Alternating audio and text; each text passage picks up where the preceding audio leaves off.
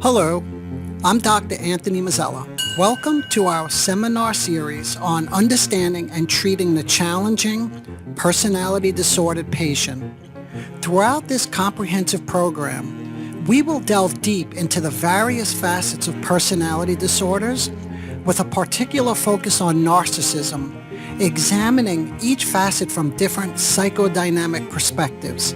In each one-credit seminar, we will explore a particular challenging or narcissistic trait, think about its origins, and finally, through case examples, how to treat the specific narcissistic trait under discussion. This comprehensive approach will lead to more effective treatment outcomes and healthier interactions. In this seminar, we will delve into the psychological complexities of covert narcissism, a condition where individuals form intense and manipulative emotional dependencies. Our exploration will cover the following key points. First, we will explore the descriptive factors that enable you to identify covert narcissistic characteristics. Next, we will delve into the origins of these traits by examining a psychoanalytic theory to foster an understanding of why these individuals feel perpetually victimized. Finally, we will explore effective psychodynamic strategies for interacting with and helping covert narcissistic patients. By the end of this seminar, you will gain a deep understanding of the dynamics of covert narcissism and its profound impact on your patients and their relationships. In conducting a thorough review of the available social media content, it became apparent to me that a substantial body of work predominantly addresses the descriptive aspects of what is known as the covert narcissist. In other words, if you do research on this topic, there's a lot of information out there describing how they appear and how they interact in interpersonal relationships.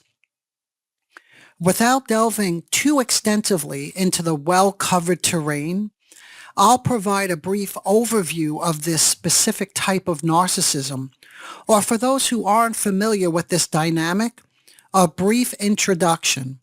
I don't want to spend too much time on this because I really want to get into I want to touch on a theoretical perspective and then spend even more time on therapeutic interventions that I have found to be very effective. What are the defining characteristics of covert narcissism? In other words, how will you know if your challenging patient is struggling with characteristics related to covert narcissism? While both grandiose and covert narcissists share a lack of empathy, a grandiose sense of self, chronic envy, aggressivity, superficial relationships, and a constant need for admiration and attention, there are key characteristics that set covert narcissists apart from the more overt narcissist. For example, here are a few of the predominant covert narcissistic traits. 1, they're very hypersensitive to criticism. Unlike overt narcissists, covert narcissists are extremely sensitive to criticism and may react with intense sadness, or they may express anger and resentment in a more subtle, indirect ways rather than through direct hostility and rage, which may be more common with the overt or the grandiose narcissist. 2, emotional manipulation. Covert narcissists use subtle manipulation tactics to maintain control in relationships.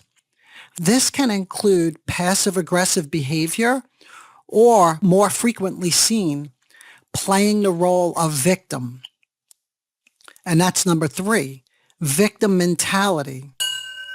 They often adopt a victim mentality, perceiving themselves as perpetually wronged or mistreated by others. This perspective allows them to avoid taking responsibility for their actions and to elicit sympathy and support. 4. And finally, grandiose fantasies. Despite their outward humility or what seems to be introversion, covert narcissists harbor grandiose fantasies of their own importance and specialness. They believe they are superior to others, even if they don't express this overtly. Like, here's a very quick example. When I was exploring a young man's unwillingness to get out and socialize, he took on a contemptuous disregard for other people, talking about a party that he was invited to attend. He was calling it, and I quote, a stupid party. Everyone is just getting wasted or doing drugs. You see, there's a feeling that they are above everyone else. From the psychoanalytic literature, this cluster or this type of narcissism is sometimes referred to as, and I quote, the craving, unquote, instead of covert, right? So they're referred to as craving instead of covert because there's an emphasis on their needy, clinging, demanding, pouting, whining behavior, along with an overall inability to function when they're challenged or when they feel they're not being fed. And when I say fed, what I mean is given to, taken care of, loved. Okay, so those are the main descriptive factors. But how, you may now be asking, does this present itself clinically? Before going into clinical material, I always like to give a disclaimer alert. When I give clinical examples, we explore authentic personal stories, but in order to protect the anonymity of these individuals and the anonymity in my practice, these stories are a mix or a synthesis of different experiences that I've seen online and within my private practice.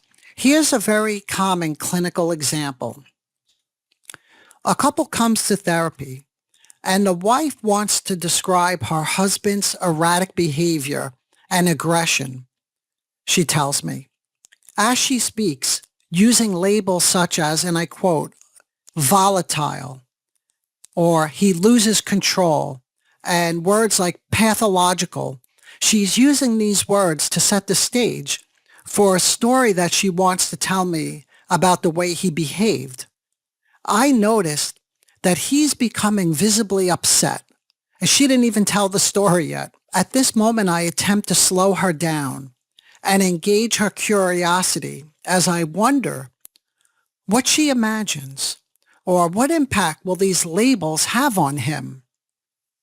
She does not seem to realize how her words might impact him and immediately claims, instead of thinking about my question, that I don't understand her and that I'm judging and being unreasonable because I'm focusing on the way she's behaving or talking about her husband.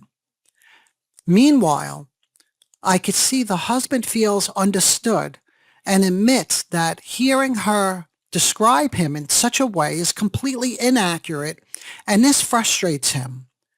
The wife then criticizes me, claiming that she only wanted to show how destructive his behavior is, and now she feels ganged up on and blamed. She feels betrayed and thrown under the bus, her words, with her husband. Why? Because he's not defending her in the way that I'm questioning and blaming her, and he knows that he acted inappropriately, so he should be admitting to that. She argues that she should not have to consider his emotions when recounting his outburst, right? In other words, it's his problem. It's not her problem. The blame has shifted, right?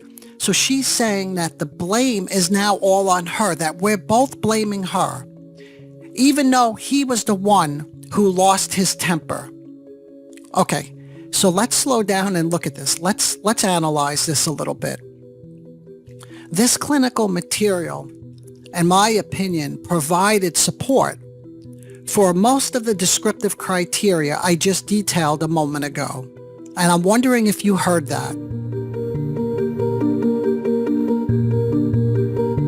Her hypersensitivity to criticism is apparent when she immediately claims that I'm judging her and being unreasonable for focusing on her behavior.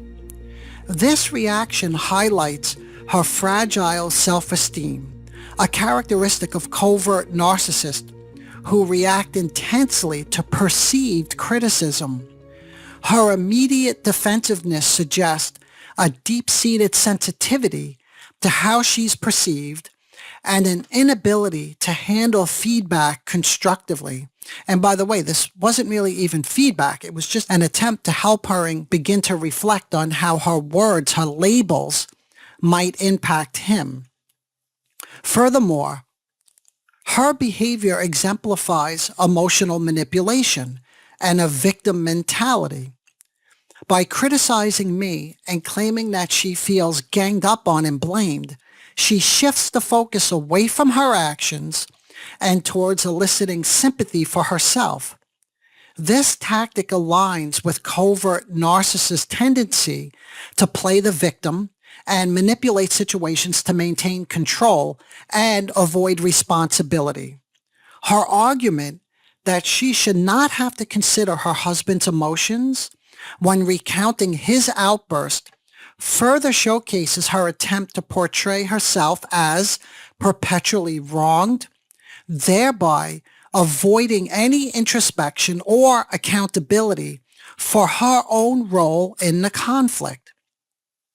Additionally, the wife's insistence that her husband is not defending her and her perception of being thrown, and I quoted, remember, under the bus, can be seen as manifestations of grandiose fantasies. Despite her outward humility, these thoughts reveal an underlying belief that she deserves unwavering support and validation, aligning with the covert narcissist's hidden sense of superiority and specialness. In this scenario, the wife's covert narcissism is characterized by hypersensitivity to criticism, emotional manipulation, a victim mentality, and underlying grandiose fantasies. These traits complicate the therapeutic process, making it very challenging to address the couple's issues without triggering defensive and manipulative responses from her. The husband's narcissism is evident as well, and listening to the wife's story might lead most to blame him. In other words, it's easy to get sucked into this story of look at how aggressive my husband behaved. However, her labeling of him as quote unquote volatile and he loses control and he's pathological before even sharing the story, and one can imagine he may very much have behaved in an angry way, but one can imagine that she may have been labeling him like this. And you have to think what role this plays in his angry response. It's not to excuse his behavior. And I want to make that part very clear. But what I'm trying to demonstrate is a complicated process because the husband's hypersensitivity to criticism also plays a role in this. And this is shown, by the way, in this little vignette that I just gave you by his frustration at these descriptions. This, too, is one of the characteristics of covert narcissism. His reaction shifts the focus from his behavior. In other words, if he's getting frustrated and doesn't leave space to reflect on or to hear his wife's complaints, his frustration and then his reaction shifts the focus, right, from her words, thinking about her words, and then he can feel blamed and adopt a victim mentality to avoid what? To avoid taking any responsibility. Again, another common trait among covert narcissists. So he too is trying to elicit sympathy. Anyway, the whole point of that was for me to demonstrate how these situations get very complicated. Both individuals exhibit behaviors that could be associated with covert narcissism. These traits complicate the therapeutic process, making it challenging for the therapist to address the couple's issues without triggering defensive and manipulative responses.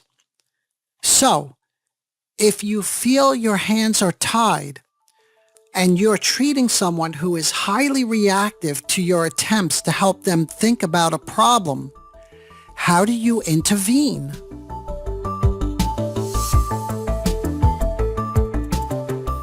In terms of intervention, I find it is always helpful for a therapist to have a theory on what causes the individual to behave this way. By exploring the foundational causes, therapists can tailor interventions that address the root issues, potentially leading to more effective and lasting improvements in the behavior and well-being of individuals with these covert narcissistic characteristics. Oftentimes, the cause, if you could find the cause is the cure. In other words, if you have a good understanding, a theoretical understanding of the cause, then it leads to a cure because you could work backwards from the behavior backwards. And I'm going to show you very specifically how we could do this. When thinking about the cause, what causes someone, for instance, to feel or to be so sensitive to criticism, to engage in emotional manipulation, and to constantly take on the victim mentality?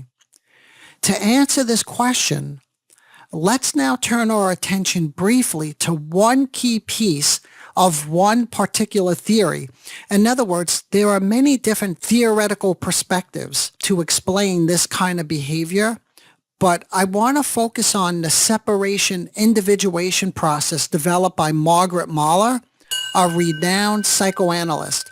And what we could do is we go along in this seminar series of treating the challenging patient. We'll look at different psychodynamic and psychoanalytic theoretical perspectives so that you could figure out which one makes the most sense to you and which one feels most comfortable. And then we could go into that more deeply. Anyway, Mahler's theory focuses on the early stages of child development, particularly the process by which an infant gradually separates themselves psychologically from their primary caregiver, which is typically the mother. That's in Mahler's early studies, was typically on the mother. The earliest stages of development are incredibly important because they form the foundation for the developing child's sense of safety, trust, emotional security, a sense of self separate from other, but who can be separate while together with another, for instance, just to name a few of the early developmental achievements. During these very early phases, the child experiences, if things go accordingly, a deep connection with the primary caregiver, laying the groundwork for a healthy attachment and the development of a strong sense of self, especially if the caregiver is responsive to the subtle signals or signs and emotional needs of the developing child. If this blissful union between the caregiver and the child, and when I say blissful union, what I mean is that the caregiver is sensitive, like for instance, the baby cries or the child, falls down and gets hurt, perhaps he scrapes his knee, that the caregiver is empathically attuned and helps the developing child begin to manage these feelings. So there's this feeling of a blissful union very early on in life. This exists between the caregiver and the child. And when this blissful union is ruptured too quickly or is thwarted prematurely, this rupture, or we could call it, it's also known, by the way, this blissful union is also known as the early narcissistic relationship. And I think it was called that for a reason, by the way, because we are talking about narcissism. But the point is that if this gets ruptured too quickly or never really develops, the research shows that this may lead to the development of a vulnerable sense of self, frustrations and disappointments due to inadequate or unempathic caretaking sets the stage for a susceptibility to what we call in my field, the field of psychoanalysis, to narcissistic wounds later in life. So the child grows up into an adult who's very vulnerable to these narcissistic wounds. These are like the slights of everyday life that become so overwhelming. So if you could picture this, that these are the caregivers who are deeply distracted, uninterested, and lack attunement. Maybe they're depressed. Maybe they are anxious. Or maybe they struggle with their own narcissistic preoccupations. Maybe there's alcohol involved. Maybe there are affairs. I think you get the picture. But overall, the sense is that you have a caregiver who's not emotionally attuned. There's not what we call affective resonance. If you listen to episode 3 of my podcast, The Narcissism Decoder, I give a detailed example there of a woman who had an invalidating caregiver and was not even aware of this until we got deeper into her own insecurities and feelings of always being criticized. What the research and my own clinical experience when working with covert narcissism suggest is if these narcissistic wounds persist, the main task, and this is the critical piece here, but this is the main task of the grown adult, becomes the reunion of the self with the nourishing, caring, understanding, containing caregiver. Okay? So the main task is to either go back or to reinstate or to get something that they missed out on in early development. Because like I said a moment ago, because the caregiver wasn't able, for whatever reason, I gave many different reasons, but the caregiver wasn't able to create this sort of environment. But why a reunion? Why am I using this word reunion, you may be asking? In part, the need for the reunion, this deep emotional resonance, is due to the experience of an early rupture, an emotional misalignment with a caregiver at a point in early development when they were not yet emotionally ready for it. In other words, as I mentioned earlier, and this is the main takeaway point, the blissful union is ruptured too quickly and therefore becomes the central focus of the covert narcissist adult life. The goal in life is to achieve the bliss and contentment characteristic of the primary narcissistic state, which implies reunion of the grandiose self with an object, you see, I use that word intentionally because it's not a whole person, but that's a whole nother story that maybe we'll get into at some other point. But let's just say the reunion of the grandiose self with another person, okay? But the other person must be all nourishing and gratifying, always there for them. Okay, so that is a particular theory. That's a piece of a theory. Now we need to think about how can you use this theory? Or how is this theory helpful in terms of really developing effective therapeutic interventions?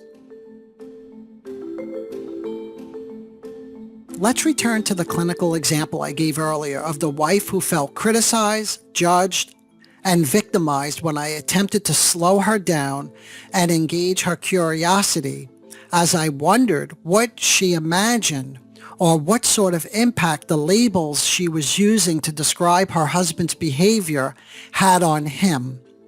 She only wanted to show me how destructive his behavior was, and then she felt ganged up on and blamed, which is an example of the victim mentality discussed earlier.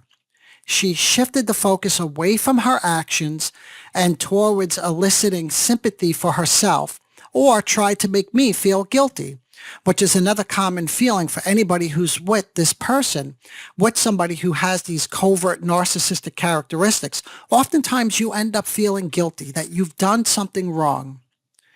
This kind of scenario is very common. I saw this really telling video recently.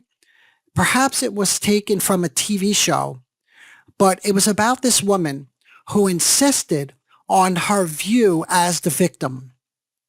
In short, in this video, this woman was complaining to her boyfriend about the pressure she was experiencing and how she could feel it in her head. And it's really funny because then the video pulls away and shows that she has a nail embedded in her head. Now, when he tried to tell her that it may be the nail in your head, she insisted that it is not about the nail. She got annoyed with him and accused him of always trying to fix things. He always wants to fix things when all she needs is someone to listen to her. For those of you who have ever encountered this kind of situation or patient, you know this undoubtedly is challenging. And you may be asking, what do you do? What do you do with something like this? It was recommended that if the complaints are not about you, the best thing to do is maintain a compassionate but cautious distance. And by the way, just as an aside, if you've been looking into covert narcissism, oftentimes this is the recommendation, is to keep a distance from these types of individuals. Also, it's suggested that you can acknowledge her feelings without necessarily agreeing with them. And I've spoken about this in other seminars, and I think this is a really good or important intervention. I called it appreciating the subjectively useful component. And I spoke about this in another seminar, so I won't go into it here. But it's something like, I hear what you are saying. Tell me more. It sounds like this is really hard for you. And by the way, what I'm referring to here with these interventions, I hear what you're saying and tell me more is completely appropriate. But once you start going down the route of, it sounds like this is really hard for you, as a therapist, or even if you're with somebody who has these covert characteristics, this is a trap. And I'll say more about this, but this is what was suggested in that video that I was just describing to you. So anyway, at this point in the video that I was watching and I'm describing, these are the techniques that they recommend. So they go back to this film, right, this clip with this woman who has the nail in her head. And what happens is, as she continues to complain, he says with great hesitation and resignation, and I quote, "That sounds really hard." And you can see it on his face. He looks so confused when he says, "That sounds really hard," as if he knows this is not going to put a dent in this situation. So the main point is when you are with a person or a patient like this, you have to be aware that if you try to suggest something to the covert narcissist, there's a good chance you're going to come under attack. So don't suggest anything. And in this video, that's what he was trying to do. He was trying to tell her, we should remove the nail. So despite your intent, which of course is to be helpful, this is going to be reversed. And before you know it, you'll be accused of hurting the other person. Kind of like that example that I gave of the couple that I was with, that I was accused of judging her or being critical. And in this video, the same thing. And you may hear this stuff. I mean, you may have heard it. Like, you're making me feel like a terrible person. right? I don't know, maybe you've had a patient whose wife runs late all the time and he mentions something to her about her tardiness. And she says, what are you doing? You make me feel like a terrible person. I'm just a few minutes late, right? Or you're always criticizing me. Even though you're not trying to start something with this person, you're trying to pull to their attention that they're always late. But this gets reversed. Okay, what I'm showing you are things that do not work. So again, you may be now asking, okay, so if we know the things that don't work, don't tell them what to do. You can't really just sit there and say, this is really hard for you. It's not really helpful to take a distance. I mean, especially if you're working with a patient like this, how are you going to take a distance from them, right? So what do you do with this? If you can keep in mind, borrowing from the theory I outlined earlier, what is the main goal of those with covert narcissistic characteristics? If you can remember the main goal, this is what's going to guide technique.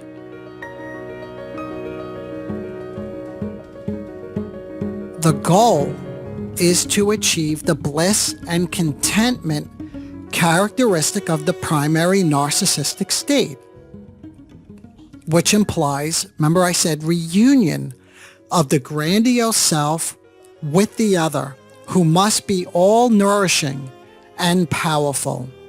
Remember, according to the theory, if we borrow theory, the blissful union is ruptured too quickly and therefore becomes the central focus of the covert narcissist adult life.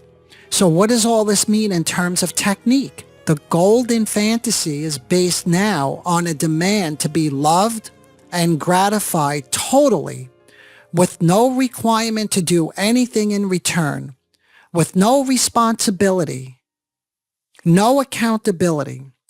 When you make recommendations or you try to help her think about her own actions, in this case, the wife labeling and pathologizing her husband's behavior, she hears only one thing. You don't love me. You don't care for, or you don't care about me. That's all she hears. You don't love or care, and you're criticizing me. When you question something, you are breaking this union, and that can potentially be re-traumatizing. That is the early rupture that I mentioned earlier, but now it's being relived in the present moment. This is like being re-traumatized. Or if you listen to my seminar on effective techniques for addressing personality disorders in challenging patients, this is what we called a reenactment. This is a reenactment, another trauma from earlier in life that does not get put to rest, gets reenacted. For these patients, the world becomes their caregiver, and they want one thing and one thing only, which is what? What is that one thing? For you to give them what went missing. I know it does not come out this way. It's not like they're asking for it. On the surface, you only see them suffering, or you feel guilty because they have reversed the situation and made you completely at fault for just trying to talk to them. Their longings are hidden because it is too humiliating to need something from somebody else. And needing something and hiding that need is essential when thinking about narcissism or narcissistic characteristics, because the narcissist is without need. But that's a whole nother story. But that's why it's hidden. It's too painful to need something. All of this becomes grist for the mill. All of this becomes part of the treatment. Everything that I'm saying, the blissful union, breaking this, all of this has to be brought into the treatment. The therapeutic technique is to attempt to understand their inner world and give this back to them in an empathic way. For example, slowly I began to show this woman that she is absolutely convinced that I'm not interested in understanding her, that I don't care about her feelings.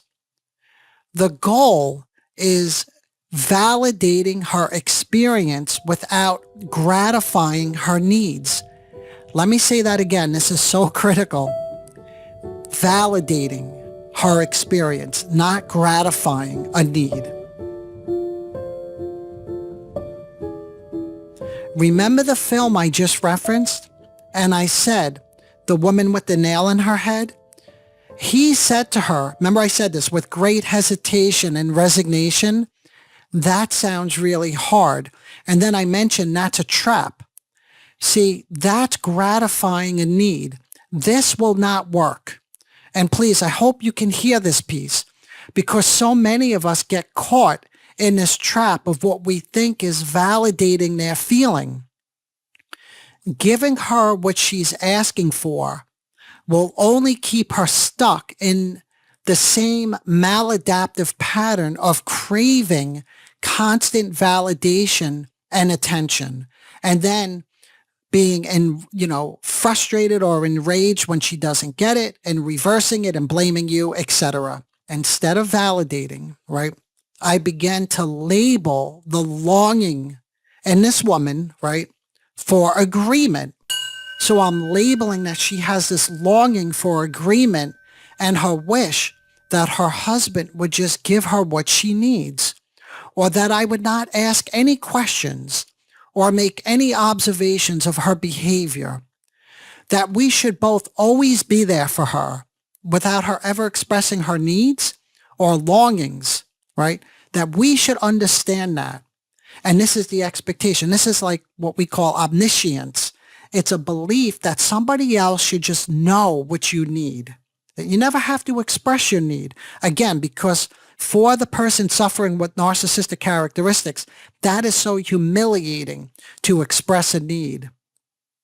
And this is what helped her feel seen and understood. So all I'm trying to do here, this is a therapeutic intervention. Not that there are levels to this, but we could call this a beginning level intervention where I am labeling her longing for agreement.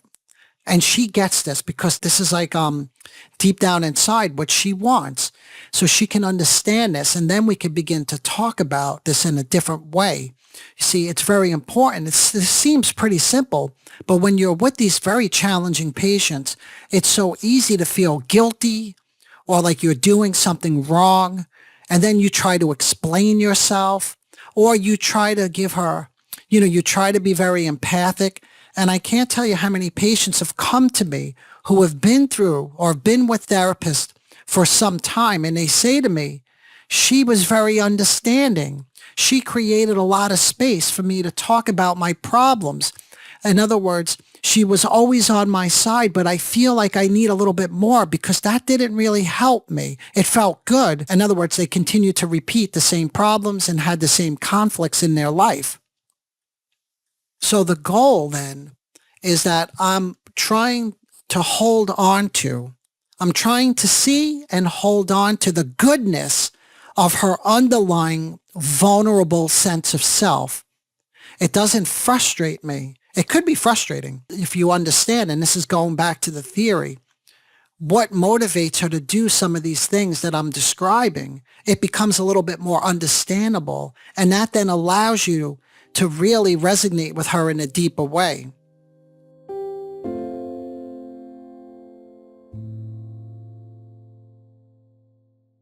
I want to dig even deeper into the treatment approach with this woman. When confronted with this clinical picture of a patient who becomes hostile and accuses you of criticizing her, it's important that you take these complaints very seriously. You may remember this woman criticized me and then stated that she only wanted to show how destructive his behavior was and how she now feels ganged up on and blamed. She made it clear that she should not have to consider his emotions when recounting the fight. What was she saying to me?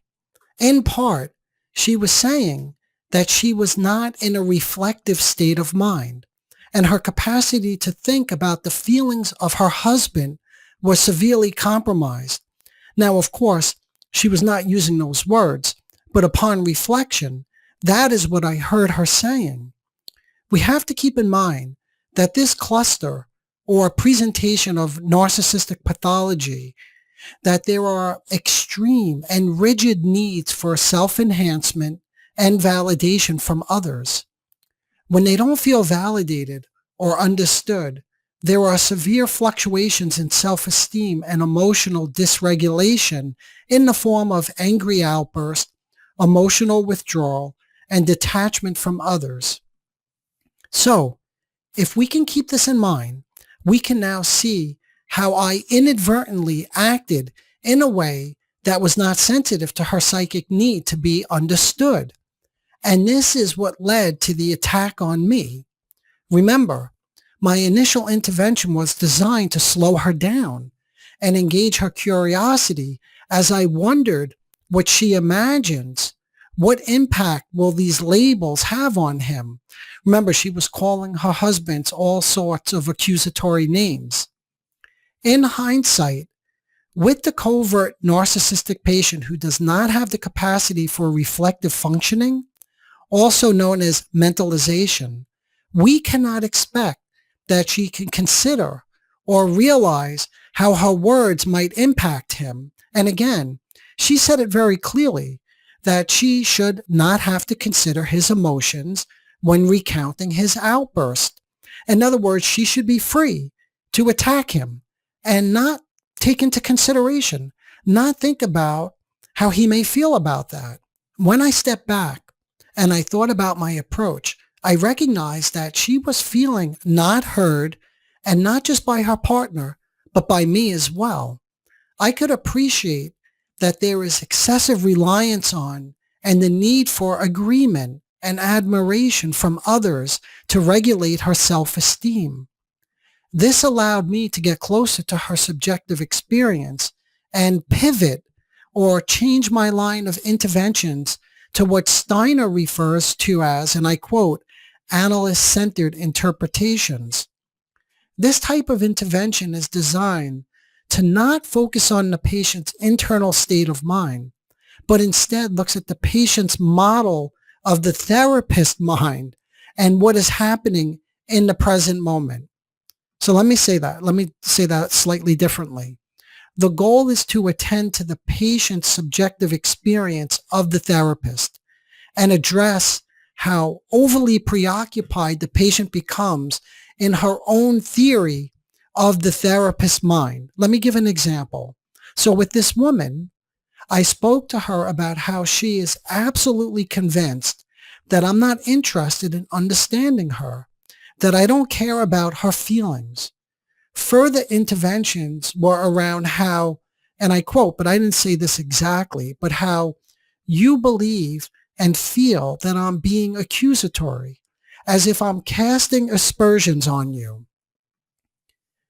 With these interventions, I was trying to appreciate that in her mind, I was, and I quote, like a bad therapist who didn't know what I was doing.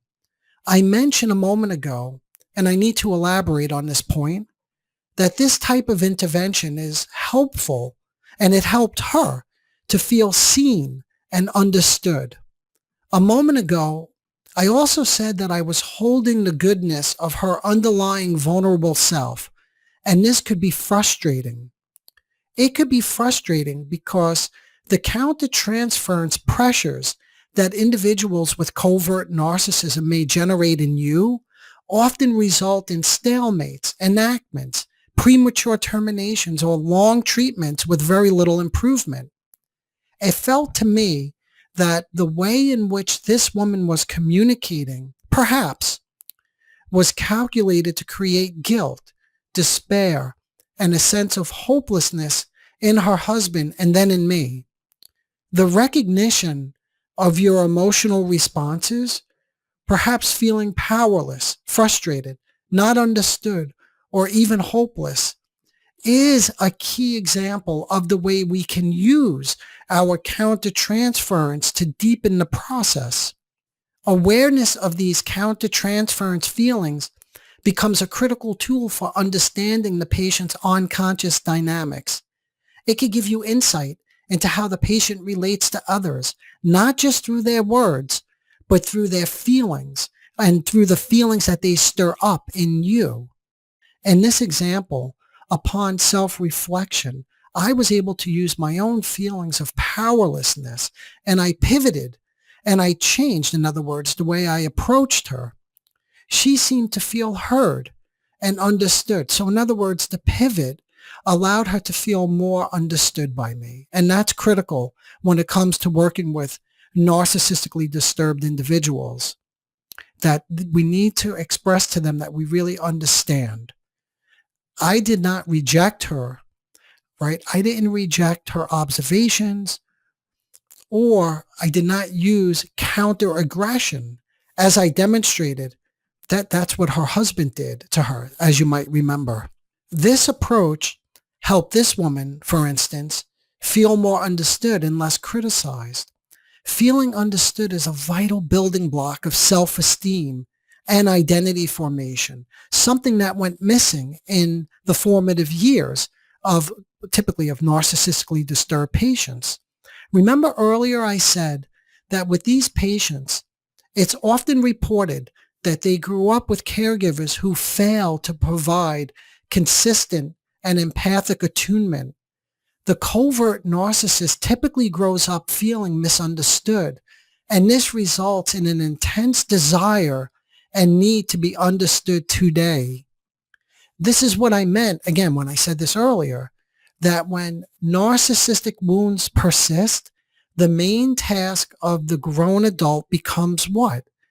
The reunion of the self with the understanding and containing caregiver.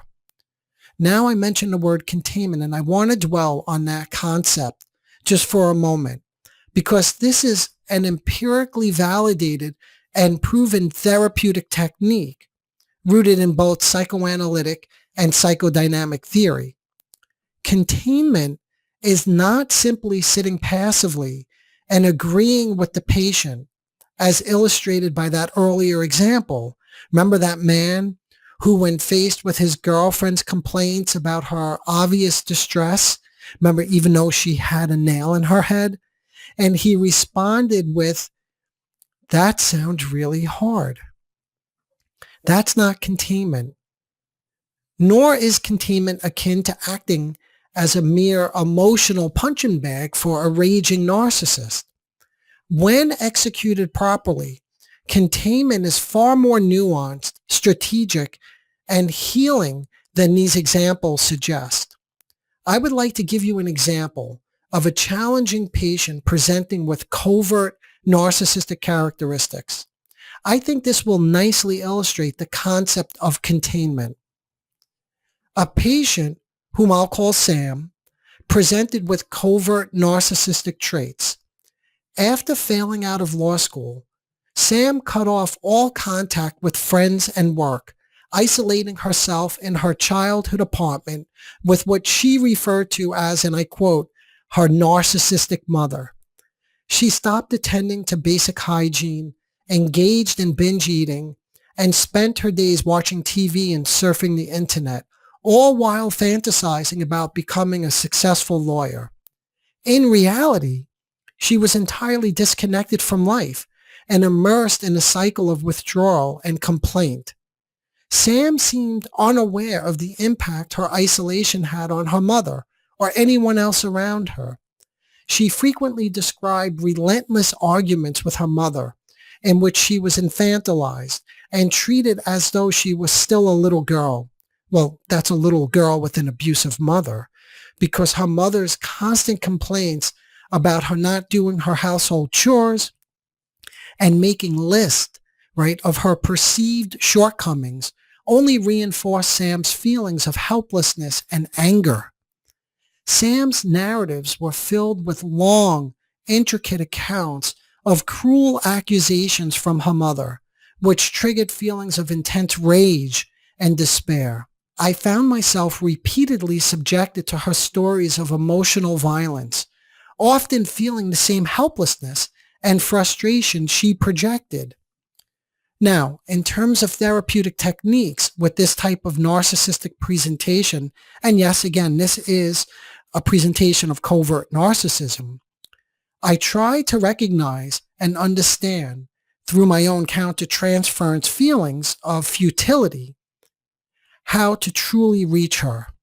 I began to sense that helplessness was one of her most dreaded experiences.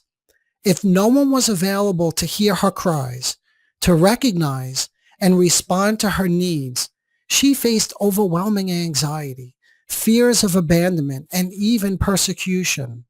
In these moments, I realized that her needy, helpless, and deprived self was being projected onto me.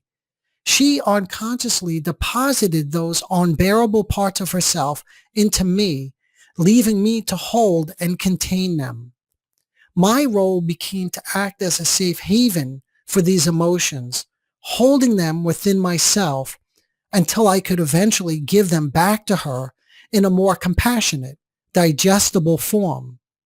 In terms of therapeutic interventions, I spoke to Sam about the terrible sense of distress and despair that I sensed was inside her, something so unbearable that she felt trapped by it, yet she was not able to stop or escape. I wanted to gently bring this into her awareness, helping her see that beneath her external complaints, beneath the rage and her defensive posturing, there was a profound internal struggle. By naming this distress, I was attempting to validate her emotional experience and offer a pathway for her to begin confronting these feelings more directly in our work together. It was at moments like this that Sam's mood would change and she would get into a state of sadness. And yes, sadness was a big improvement over rage and complaining, like passive complaining. In these moments, her superiority and rage at her mother collapsed, and she would become more present, more reflective, engageable. In these moments, there were slight but notable shifts, such as her expressing appreciation with an unusual thank you at the end of the session. To pull these thoughts together, interventions aimed at getting close to covert narcissists involve recognizing that something profoundly distressing is occurring in their lives, something they feel powerless to stop. These individuals often feel trapped in situations they cannot endure, but also cannot escape. One more thing before we start wrapping up this seminar. You may have noticed that I did not directly interpret or address with both the wife and with Sam their outward display of anger and rage or aggression. Why is that? But what about her aggression? See, that was left out. That the covert narcissist is aggressive, right? When they're blaming you, that's aggressive. So you may be asking, what about the aggression? How do we work with that? And that's a valid question. What do we do about the aggression? Do we touch it or do we leave it alone? Yes, of course I was able to see her toxic aggression. I knew it was there, but at this point in the treatment, it would not have been appropriate to talk about that with her. Why? Because she would have only felt what? Judged, criticized, and blamed, which would have reinforced the victim role. Instead, I would focus on how she felt perpetually wronged or mistreated by others, and that was something she could resonate with.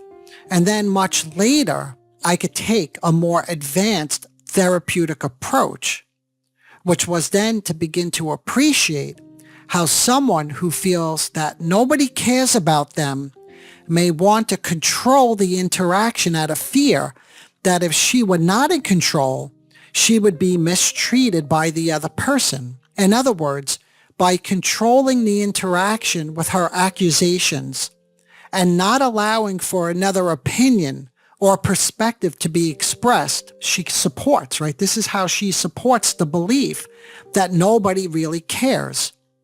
So that's how we begin to get into the aggression by way of her controlling the situation, but with the underlying assumption that she knows already that no matter what anybody does, it's proof that they don't care about her.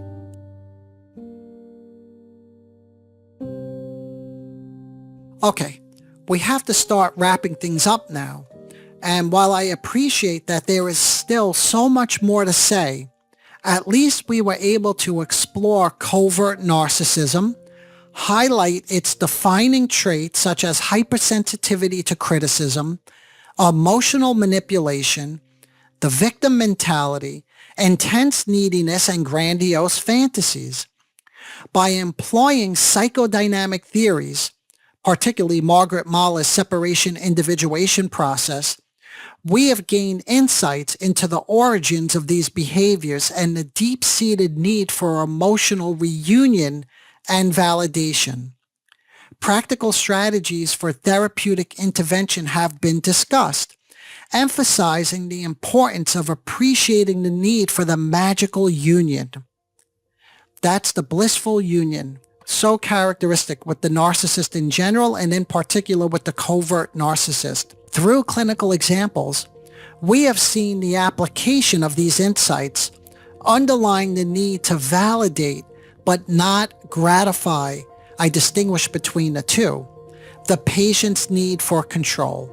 Ultimately, this continuing education series aims to equip you with the knowledge to achieve more effective treatment outcomes and foster healthier interactions with challenging personality disordered patients. I encourage you to reach out with any questions or comments regarding these complicated processes. This topic is undeniably complex, and if there's anything I discussed that requires further clarification, please do not hesitate to send me an email. Additionally, I have supporting resources available for you, including a recorded podcast episode on this topic and a video on covert narcissism. These resources can be accessed through my website, drmazzella.com, which I'll try to put a link somewhere below.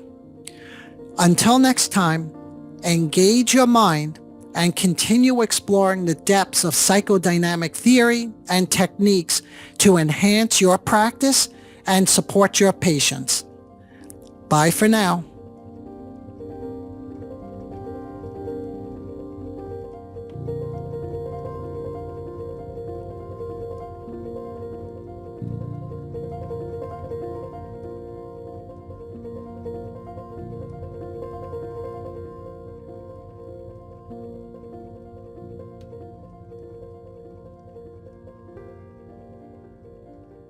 Disclaimer alert. This continuing education seminar is provided for general informational purposes only. The content presented is not intended to diagnose, treat, or cure any psychological conditions related to narcissism or any other mental health issues.